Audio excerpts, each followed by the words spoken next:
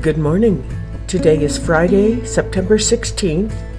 It's 7:30 and about 54 degrees. We should be docking in Victoria, British Columbia in about 2 hours.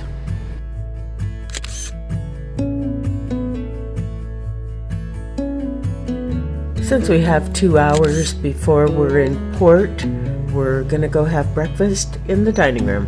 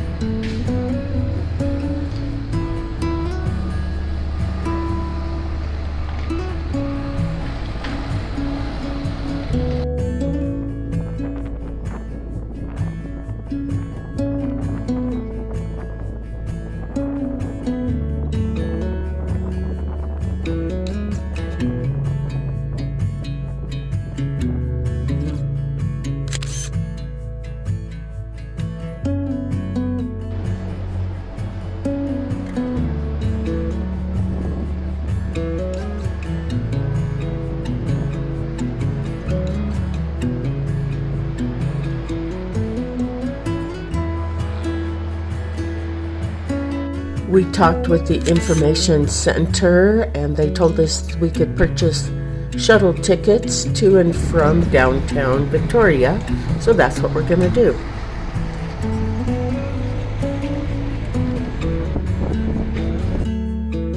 Now we're just leaving the Ogden Point ship terminal.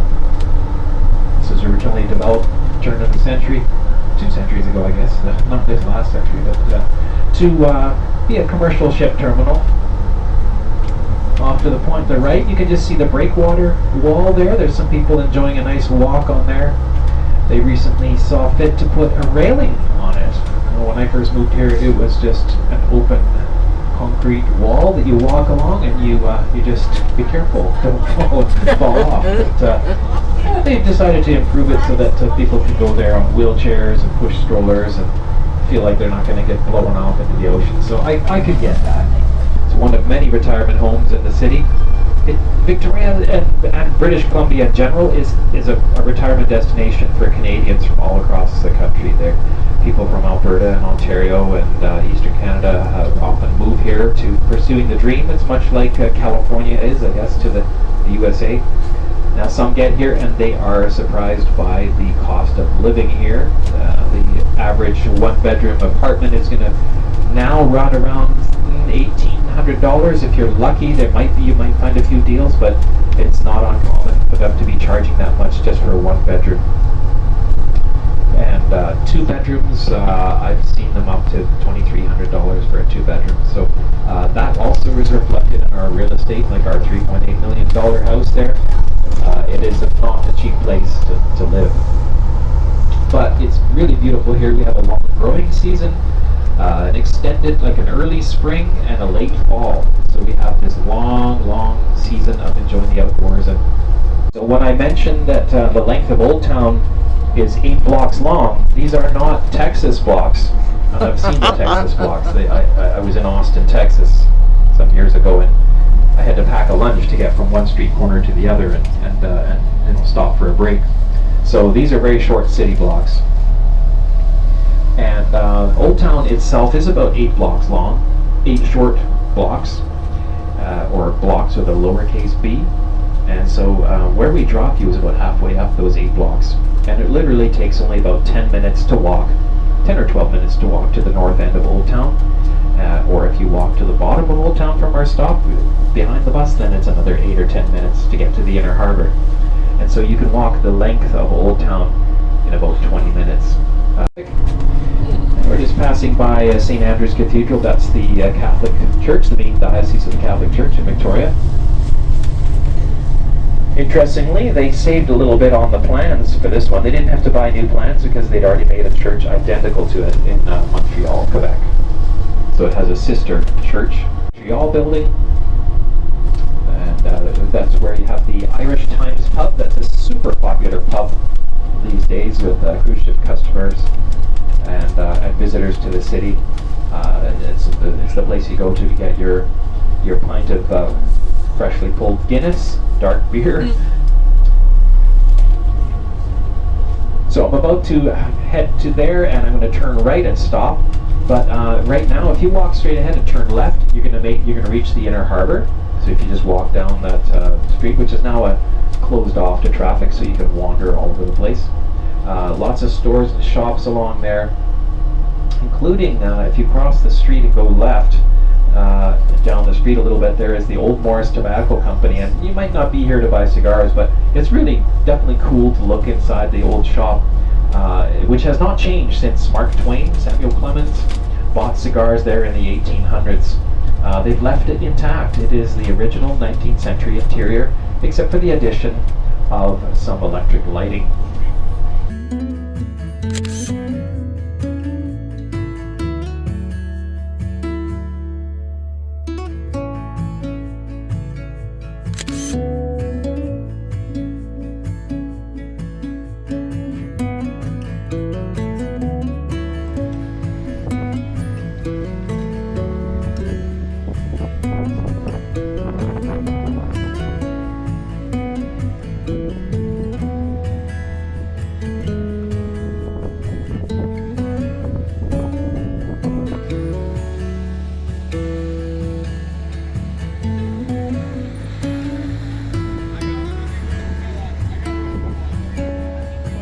We are having such a great time.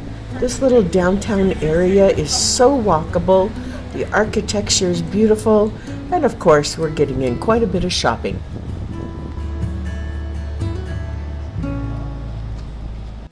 We're going to go to lunch at the Irish Times pub. Ever since the bus driver mentioned it, it's all we can think about.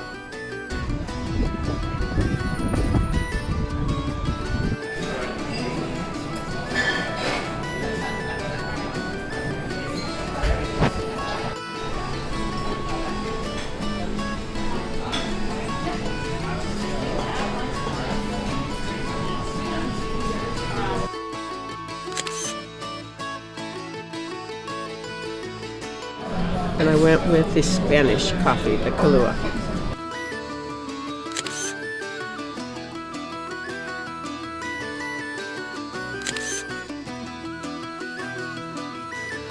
Okay, we got a Reuben and asked them if we could share it.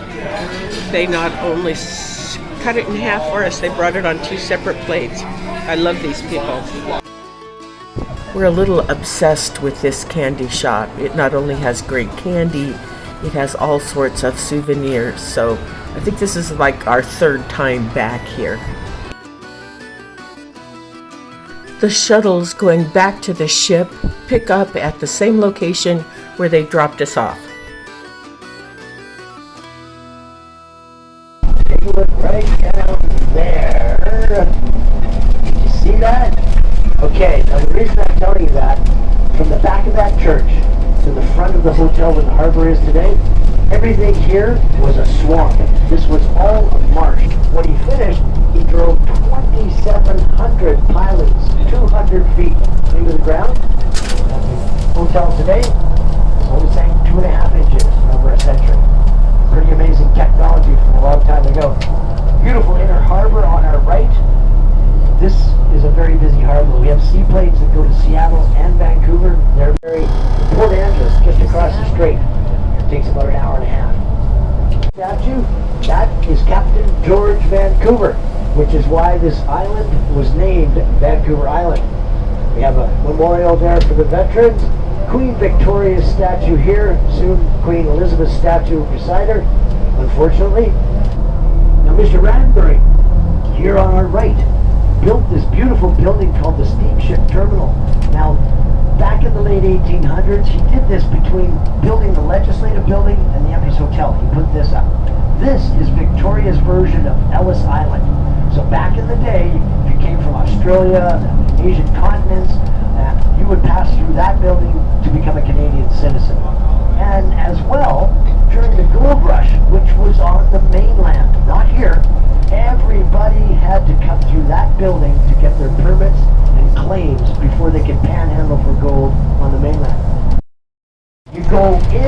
through customs on this side of the building. I know you came out the other side, but you go in on this side. And like I said, you can use this shuttle all day.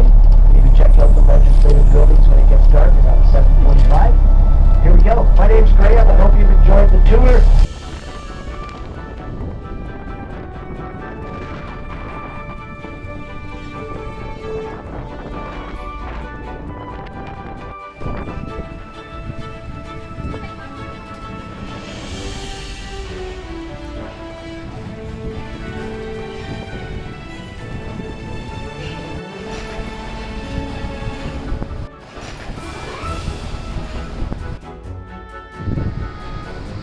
We're now back on the ship and in our cabin.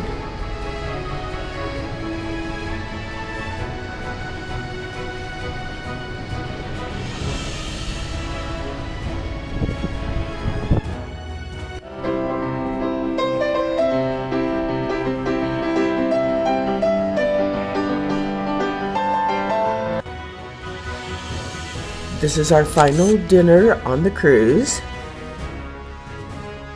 I got the calamari for my appetizer, and Debbie and Wanda got the shrimp. Debbie got the roasted turkey and all the fixings. Wanda and I got the roast beef with a popover. For dessert, we're all getting the Princess Love Boat dessert. This is the Princess Love Boat Dream. It had chocolate on the top, but as you saw from the picture, we ate it. So now I'm going to cut it open. So there's browning in here. What else is in there? A little cookie. We haven't even begun to start our packing, so we've all agreed after dinner to go back to the room and do our packing. We're gonna, of course, order some wine from room service and put on an old movie to keep us entertained. I wanted a photo of all of the souvenirs that we bought, either for ourselves, our spouses, or for the kids and grandkids, so we laid them out on the bed to see them. These are all of my goodies, and this is Wanda's stash. I can't get over how many bears she bought. They are so stinking adorable. I wish I had half of them.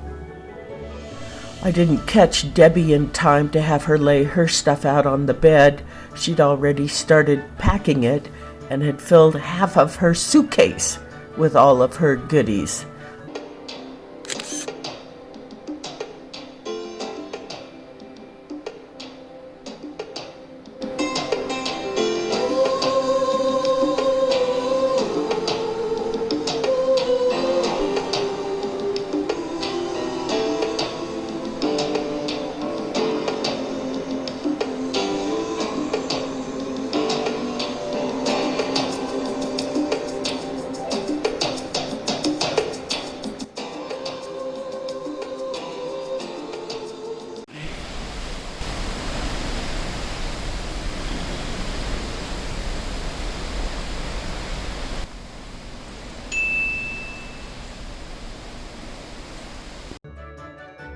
Good morning. It's Saturday, September 17th. It's 6:30 a.m. and currently 52 degrees. We've docked in Seattle during the night. Wanda has an early flight, so we were able to disembark in Group 1. Everyone in Group 1 is to gather in the Crown Grill.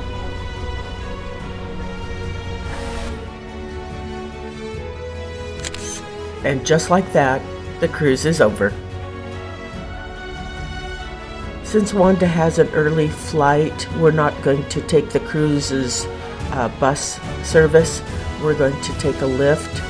The only problem is it's a bit of a walk.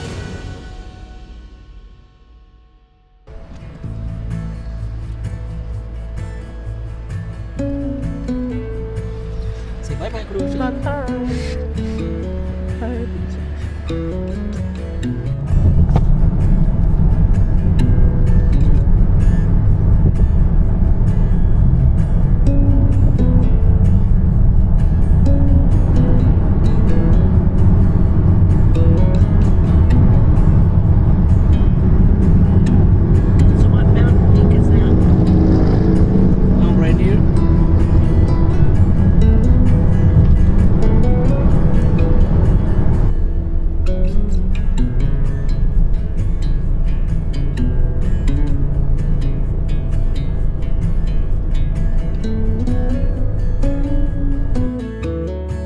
The line getting through security was so horrible, it made their local news.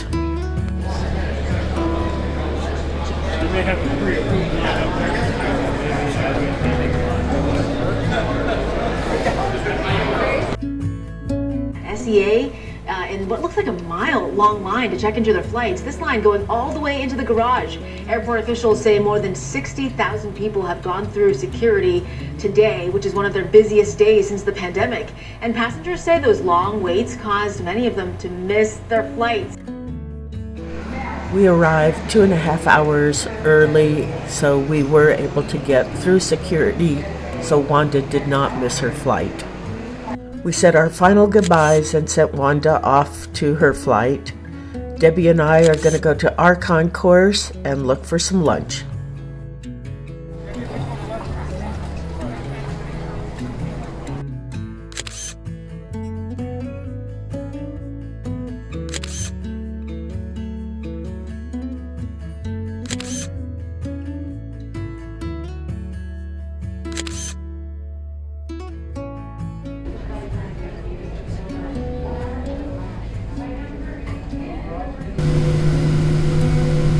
It's a big plane. Right?